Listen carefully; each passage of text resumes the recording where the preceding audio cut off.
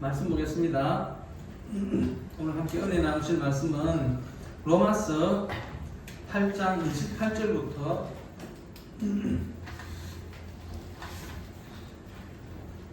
로마서 8장 28절부터 30절까지 말씀입니다.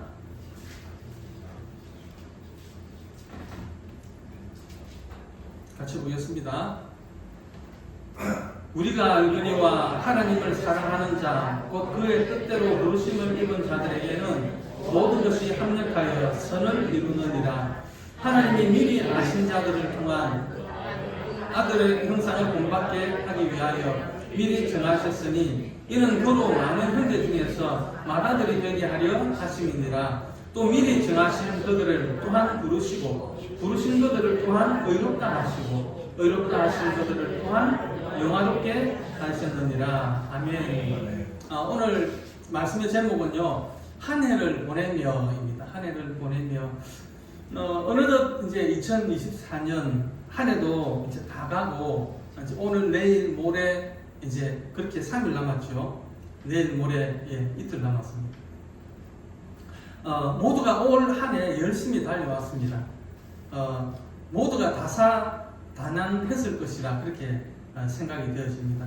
인생사가 다 그렇죠. 시작이 있으면 항상 끝이 있습니다. 올 1월 1일 날 우리가 저 세계로 기도원에 가가지고 거기서 예배를 드리면서 한 해를 시작을 했습니다. 그리고 은혜 가운데 한 해를 잘 지내고 이렇게 한 해의 끝을 이제 이틀을 남겨두고 있습니다. 이 시점에서 우리는 어떤 마음가짐으로 한 해를 정리하고 마무리를 해야 되겠습니까? 오늘 본문 28절에 보니까요, 이렇게 말씀을 하고 있습니다. 우리가 알거니와 하나님을 사랑하는 자, 곧 그의 뜻대로 부르심을 입은 자들에게는 모든 것이 합력하여 선을 이루느니라.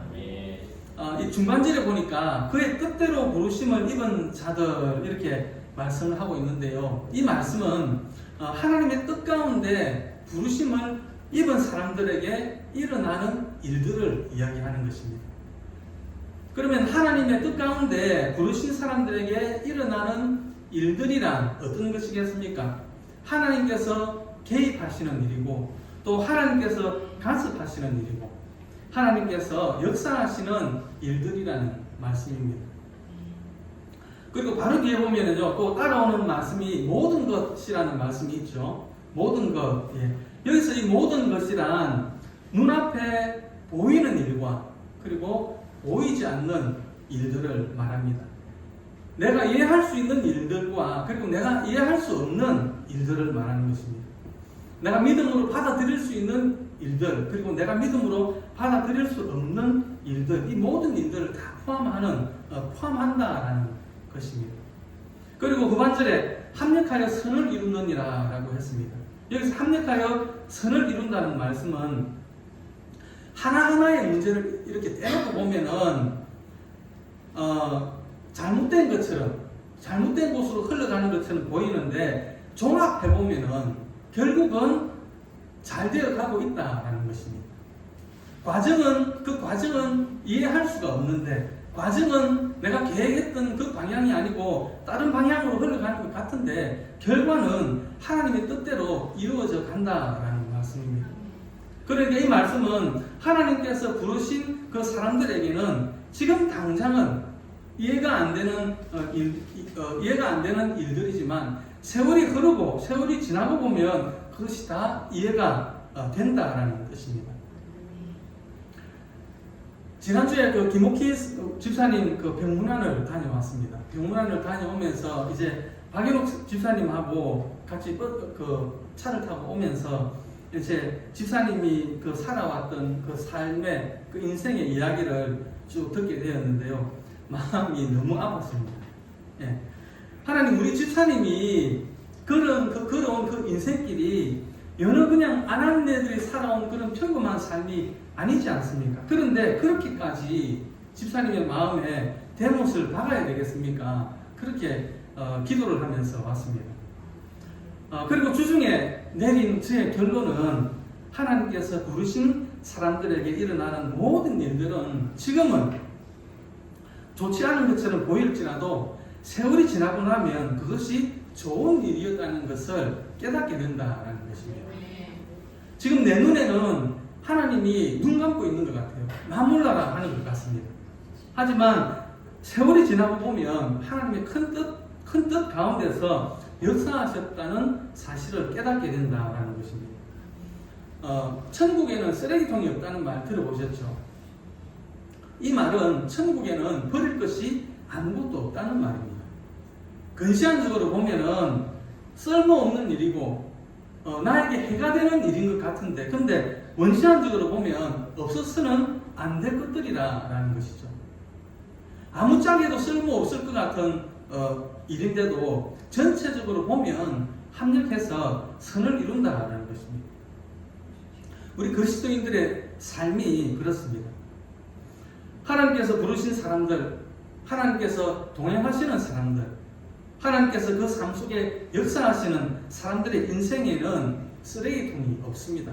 하나도 버릴 것이 없다는 이야기입니다. 우리가 겪는 모든 것들이 다 합력해서 선을 이룬다라는 것입니다.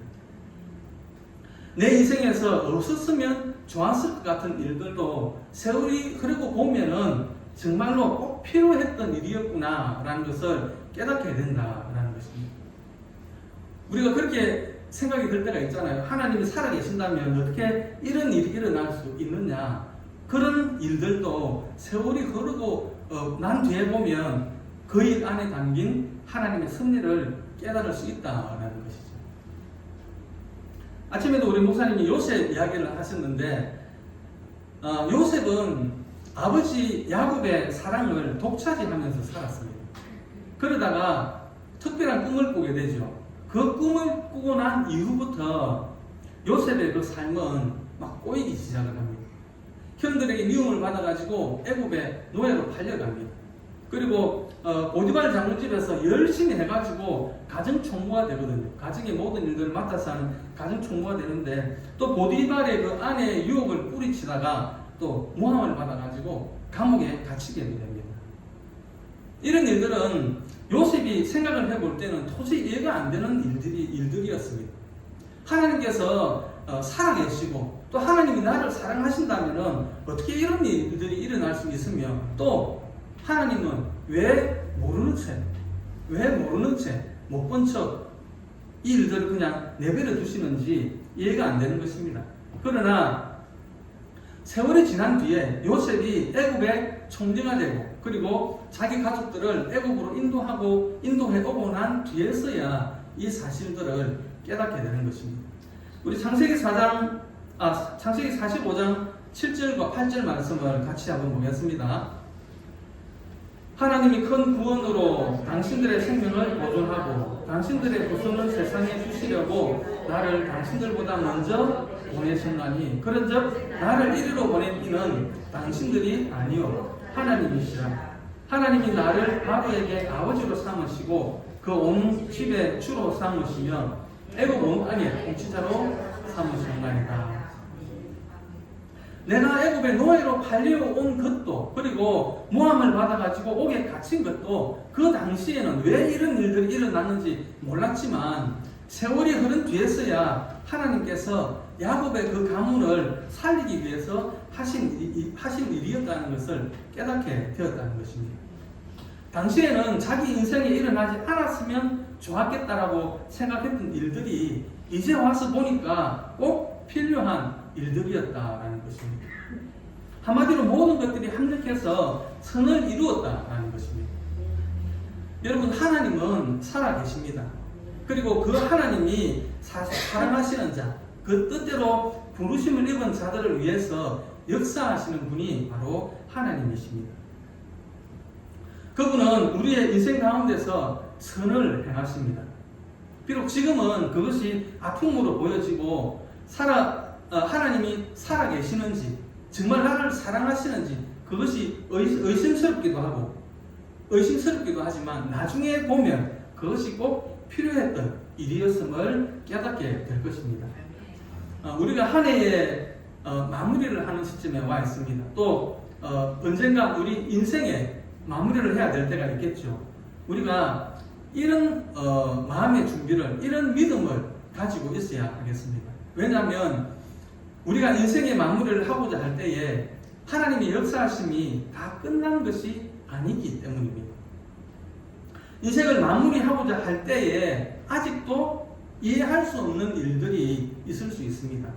아직도 받아들이기 힘든 일들이 있고요. 여전히 그런 일들이 여전히 진행되고 있기 때문입니다. 그래서 합력해서 선을 이룰 것을 믿고 인생의 마무리를 해야 한다라는 것입니다. 우리가 이렇게 합력해서 선을 이루신다는 사실을 믿고 인생의 마무리를 할 때에 그 마무리가 복된 마무리가 될 수 있습니다. 복된 마무리에는요, 첫째, 감사가 있습니다. 감사할 수 없는 상황 속에서도 감사할 수가 있습니다. 모든 것들을 감사할 수가 있습니다. 왜냐하면 모든 것들이 합력해서 선을 이룬다는 사실을 믿기 때문입니다. 두 번째는요, 복된 마무리에는 용납이 있습니다. 받아들일 수 없는 일들을 기꺼이 받아들입니다. 도저히 용납할 수 없는 사람들을 기꺼이 받아들입니다. 모든 것이 합력해서 선을 이룬다는 사실을 믿기 때문입니다. 우리말 중에 그런 말이 있죠. 내 눈에 흙이 들어가기 전에는 안 된다. 이런 말이 있죠. 절대로 용납할 수 없는 일이다 라는 뜻이겠죠. 내가 죽을 때까지는 절대로 안 된다 라는 뜻일 것입니다. 내가 살아있을 동안에는 절대로 용납할 수 없다 라는 뜻일 것입니다. 이런 말들을 사용하면 안 되겠죠. 그러나 살다 보면은 우리가 사람인지라 이런 표현을 쓸 때가 있습니다. 도무지 어떤 일을 용납할 수 없을 때가 있을 수 있기 때문이죠. 그러나 그것도 합력해서 선을 이루신다는 것을 깨닫게 되면 못 받아들일 것이 없습니다. 하나님께서 그것을 도구로 쓰시면 결국은 선이 될 수 있음을 알기에 용납할 수 있는 것입니다. 우리가 용납하면서 살아야 되겠습니다. 누구도 관심을 기울이지 않는 것을 용납할 수 있어야 되겠습니다. 누구라도 용납할 수 없는 것을 용납할 수 있어야 하겠습니다. 그리고 세 번째는요, 축복이 있습니다. 복된 마무리에는 축복이 있습니다. 두루두루 잘 되기를 바라줍니다. 도무지 잘 되기를 바랄 수 없는 사람도 잘 되기를 바라줍니다. 모든 것이 합력해서 선을 이룬다는 것을 믿기 때문입니다. 사도 바울이 고린도전서를 쓰게 된 이유는 고린도 교회의 그 소식을 듣고 사도 바울의 마음이 많이 아팠기 때문입니다. 우선 고린도 교회에 심각한 갈등이 있었습니다. 분열이 있었습니다. 자기를 따르던 많은 사람들이 아볼로를 따르게 되었습니다. 그리고 자기를 비난하고 자기를 따르는 사람들과 대립각을 이루었습니다. 또 음란과 죄악이 기승을 부리고 있었습니다. 그렇게 힘들게 가르치고 훈련을 시켰는데 그것을 다 저버렸습니다. 세상 풍조를 따라가서 음란한 일들을 저지르고 세상 사람들이 행하는 그런 죄를 스스럼없이 행하고 있었습니다. 그래서 바울은 몹시 화도나고 염려도 되었습니다. 그러나 바울이 쓴 그 편지의 첫 말은 바로 축복이었습니다. 고린도전서 1장 3절과 4절 말씀을 한번 보겠습니다.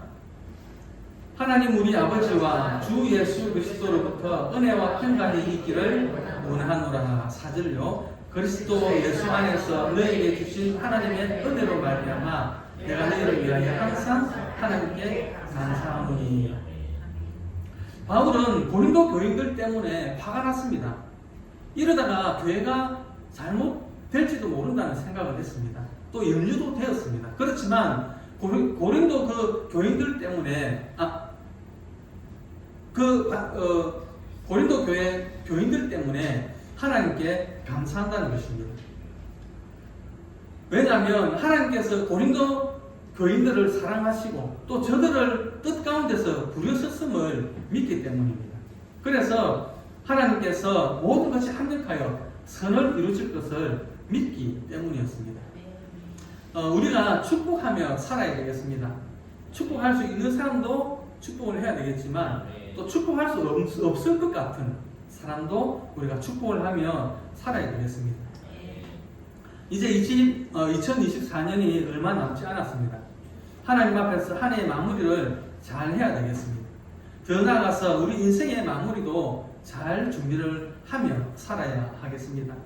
우리가 인생의 마무리를 하고자 할 때에 마음에 새겨야 될 말씀이 바로 이 말씀인 것 같습니다. 하나님을 사랑하는 자, 곧 그의 뜻대로 부르심을 입은 자들에게는 모든 것이 합력하여 선을 이루느니라. 우리가 살아가면서 겪는 모든 일들이 합력해서 선을 이룬다는 말씀입니다. 왜? 우리가 이해할 수 있는 일과 그리고 우리가 이해할 수 없는 일들이 모두가 합력해서 선을 이루는 것입니다. 우리가 용납할 수 있는 일과 우리가 용납할 수 없는 일들이 모두가 합력해서 선을 이루는 것입니다. 그래서 우리는 이 말씀을 믿으며 복된 마무리를 할 수 있어야 하겠습니다. 우선은 감사하는 마음으로 우리가 한 해를 마무리할 수 있어야 되겠습니다. 또 용납하는 마음으로 한 해를 마무리할 수 있어야 되겠고, 축복하는 마음으로 한 해를 마무리할 수 있어야 되겠습니다. 그래서 평안 가운데 새로운 한 해를 맞이하는 우리 주사랑교회 모든